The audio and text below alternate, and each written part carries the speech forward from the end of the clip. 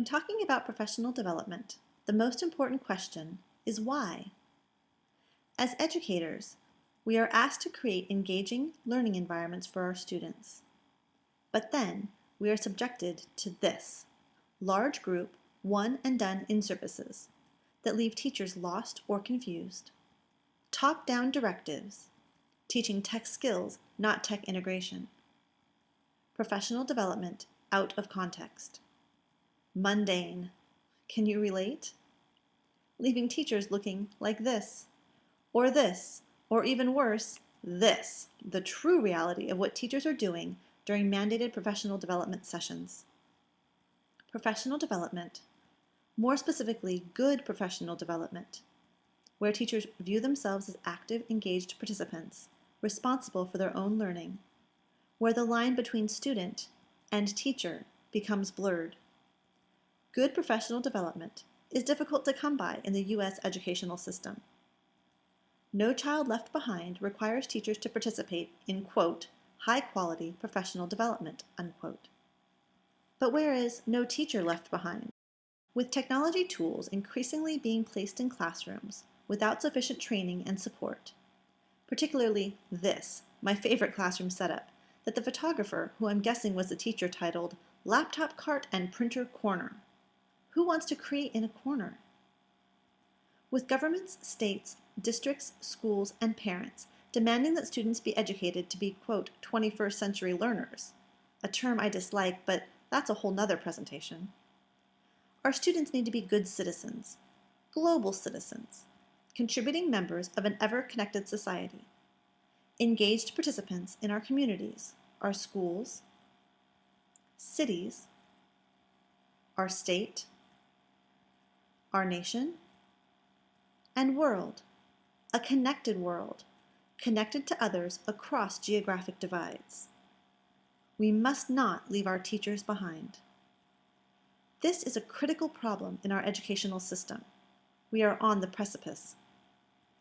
As Richard Culotta says in his TEDx talk, the real digital divide is not students' lack of access to devices. But there's a more serious digital divide that we face in the country, and that is the divide between those who know how to use technology to reimagine learning and those who simply use technology to digitize traditional learning practices. Carl Fish in 2006 said, "We are currently preparing students for jobs that don't yet exist, using technologies that haven't been invented, in order to solve problems we don't even know are problems yet." In 2006, Carl created his first Did You Know presentation for a faculty meeting, not knowing it would go viral. Today, there are a number of versions of the Shift Happens Did You Know video. Each year, one or more organizations update the video with current population and media use data. Scott McLeod, a former 8th grade teacher and co-creator of Shift Happens, shares this story. When you show some version of the video to corporate people, like the folks at Sony, they nod their heads and say, yeah, this is the challenge we're dealing with.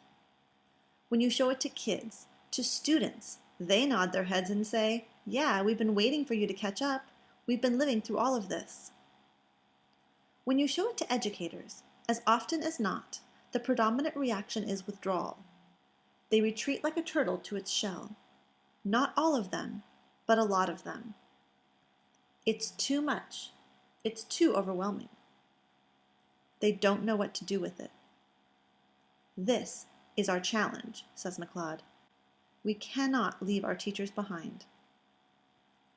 Let's refocus.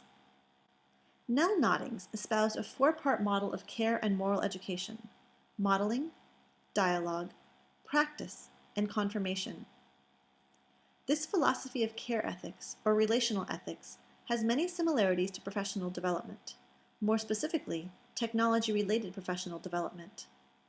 I believe that this model can transcend the feminist approach of care and relational ethics and be looked at with a broader lens, including that of Jerome Bruner's constructivistism and John Dewey's thoughts on pragmatism and experiential learning. Let us first look at how Noddings' model can be reframed into professional development. Tech integration, or simply good teaching techniques, must be modeled.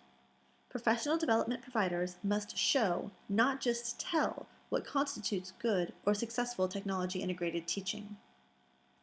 There should be a dialogue about integration and the purposeful choices being made during lesson preparation and delivery. Just as caring can be manifested in very different ways, according to Noddings, so can tech integration. Both teachers and students must reflect upon and critique their own practice, says Noddings.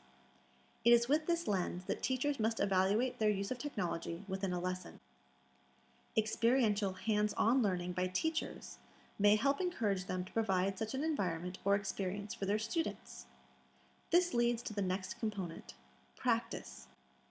As Noddings states, the experiences in which we immerse ourselves tend to produce a mentality. The final component, confirmation, is difficult to translate into teaching, but easily translates into professional development delivery. Noddings states, when we confirm someone, we identify a better self and encourage its development. If we substitute teaching method for self, then confirmation is an imperative part of the professional development process. There is not one single ideal for which all teachers should strive. There is, though, something to be said about the effort put forth by teachers. Noddings continues, trust and continuity are required for confirmation. The same could be said for successful professional development. In order for teachers to be open, to be willing to take risks, to try a new technology, they must trust that they will be supported, even in failure. Professional development providers must also trust their teachers. If there is no trust, no confidence, then teachers will never be set free and allowed to experiment and expand their repertoire. Constructivists believe in embedded learning within collaborative activities and real-world context. That students learn more and have a greater takeaway when they themselves have constructed their knowledge, not merely been passive recipients of instruction. I think hard fun is a key component to learning. Not only must students have access to technology and good teaching, they must be provided with opportunities to connect, collaborate, and converse with one another. Dewey believed in learning by doing and the value of play.